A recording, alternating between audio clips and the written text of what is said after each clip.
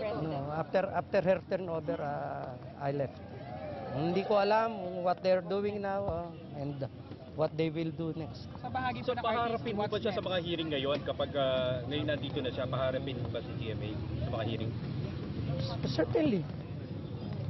So sa bahagi po ng RTC, what's next after this, sir? Sa ngayon, we are waiting for the 15-day period na ibinigay ng court para sa mga councils to submit their memorandum para to aid the court in resolving the motion for reconsideration regarding the use of cell phone and other communications devices. Pero sa ngayon sir, mahigpit na ipatutupad yun na walang cellphone, walang laptop. It was already reiterated during the December 5 order of the court. Sir, may pinagdaanan ba siya ngayon na kahit anong medical or anong inspection? I do not know. Before leaving I do not know. Because I left the BMMC at 12:30 o'clock. Pakiulit sir kung sino po yung attending physician ngayon. I do not know. Just as I told you, after I turned her over to the PNP, I bade them goodbye and I leave the place. May binanggit po kayo sir na doktor kanina. Who, me? That is Dr. Nona Ligaspi, the director of the Veterans Memorial. So you're talking about the sa turnover ng medical reports ni GMA sabi? No, I did not talk on anything about the medical reports of the former. Yung turnover, sir? Yes, I did turn her over to the security group, to the police security and protection group. Okay, thank you very much. Yes. Maraming salamat po. Sige. Branch 112 Pasay RTC. Sorry, hindi ako nakasagot. So that was Pasay RTC Sheriff Rogelio Buenviaje. He was supposedly or apparently called in to break an impasse that had arisen from the Arroyo camp's refusal to take the chopper, the preferred mode of transport of the PNP.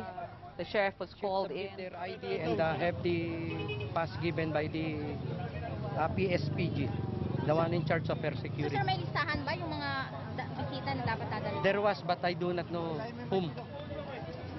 Sir, yung oras po ng bisita, meron na po ba na italaga lang? Or...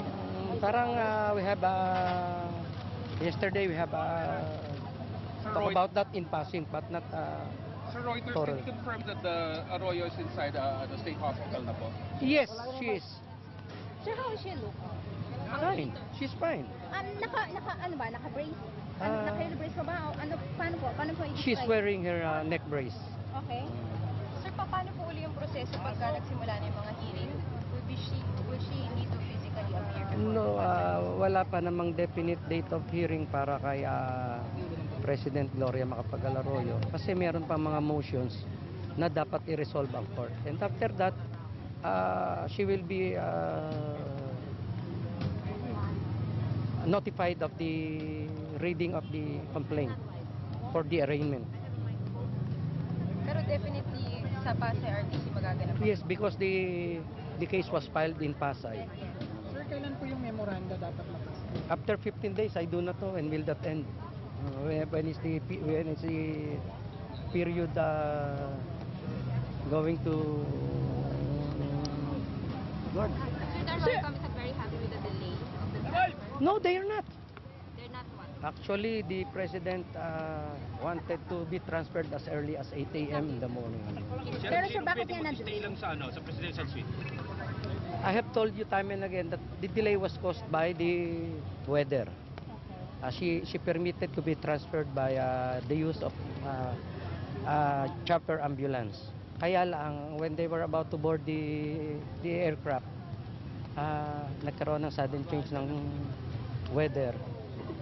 And they decided that it will be unsafe for the president to travel via the chopper. So, totoong plan B talaga yung airlift. Ang original plan talaga is There was no plan A, there was no plan B. There was plans, but the eventual is when she is transferred eventually sa VMMC. Sir, how is she inside, sir? Is she happy with the transfer? I do not know. She's smiling because some of the guests there were former colleagues. Who are? Mm. Who are they po? Ha? inside Who are sir, with they the former po? I saw the mayor of Quezon City. Mayor Herbert was there. Just this morning, the Secretary of Interior and Local Government is present. Sir, dun sa cellphone tsaka laptop usage, di ba nung December 5, may 15 days na ano kung Yes, sir. i-clarify po? That is for the submission of their respective memorandum. Sir, will any of the kanina, ano po yung napag-usapan niyo, sir? Mismo ba nakausap niyo kanina si CJM? Ano po yung... Wala naman kami pinag-usapan. When I approached her, I told her that I will be personally going to escort her to the BMMC, and that upon alighting from the coaster, I told her that I have to present her before the chief of the PSPG. So will any of the family or Yes. met her outside? No, inside the press. I met her inside the presidential suite at the St. Luke's. And when she got out, I escorted her up to the coaster. We all we all took the band. Welcoming siya, sir? So you welcoming naman siya, sir? Yes, because even before we have talked before na I introduced myself that I am the sheriff and that I will. Yes, she did. She's very cordial. So will any of the family or friends be allowed to stay overnight dito sa kanyang bagong... I do not know, that is beyond my concern. Pero meron po bang regulation against it? I do not know if the PSPG will permit. It's fine. But if not, we can do nothing about that. Sir, dun sa issue ng VIP treatment, ano po yung... What? Paano? May special treatment na nangyari dito sa paglipat dito. It depends upon the perception of a person. If you think that she is given VIP treatment, so be it. If you think she's not given, so be it. What do you think? Pero dun sa... Ako, personally, I am relieved that it is done. Yes. Pero Sheriff, sino lang po pwedeng mag-stay dun sa presidential suite so far? I do not know. So far, wala pang ruling about that. So would you like she went straight into the bed, to the toilet? No.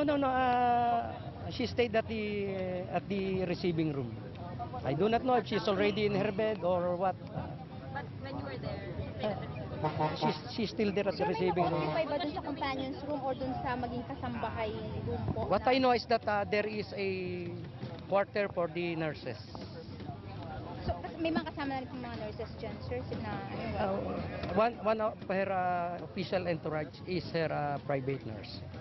So ano na po yung next na mangyayari in terms of yung mga pagdinig kay CJ? I do not know. Wala pang. Hindi po ba dito? I think it will be next year. Kailan po? I do not know. Wala pa. Sir, gagamit You're happy it's done. Bawal. Definitely bawal. Hanggang kailan po siya pwedeng gumamit, sir? Hanggat makapag-desisyon ng korte kung dapat siyang paggamitin o hindi. Did you expect to mobile phones and laptops? That is the job of the PSPG. Sir, tama, may metal detectors naman to... Yes, there is. And then CCTV, right? I do not know if there is a CCTV. siya pinusasan. No, definitely not. I will not allow her to be handcuffed. Bakit, sir? Huh? I respected her office. How do you feel about her now, sir? How do you feel about the former president? Now that I think she's also relieved upon arriving at her presidential suite. Kasi she's jolly when she left the hospital, and she even bade goodbye to the police personnel who undertook the security inside the St. Luke's Memorial Medical may Center. reaction ba siya sa amenities ng president? I do not know, hindi ka na... Sir, about yung pagkain niya, sir? Paano yung... I do not know, but what I know is that she is not allowed to cook inside there. They can bring their food, but not to cook their food. Sir, tinutulan ba ng korte yung chopper dapat na gusto na No, it depends upon them, whatever is the plan. The court has nothing to do with that. Sir, when you last saw her, nasa loob na siya ng presidential suite. Yes, I say goodbye to the generals, to the doctors, to the director of PSPG. What was she doing sa holding area? Reading a book, talking to friends? Saan holding area? Where?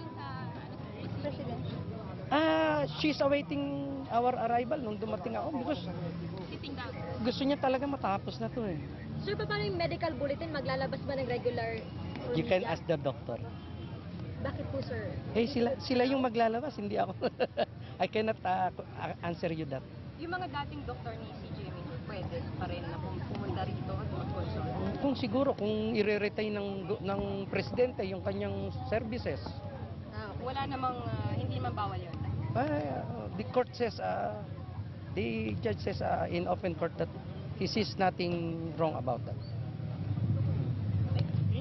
Thank you. Sir, may limit po ba sa bisitang tatanggapin per day? Wala naman. Hindi ko alam eh. Honestly, hindi ko alam. Okay, thank you, Sheriff.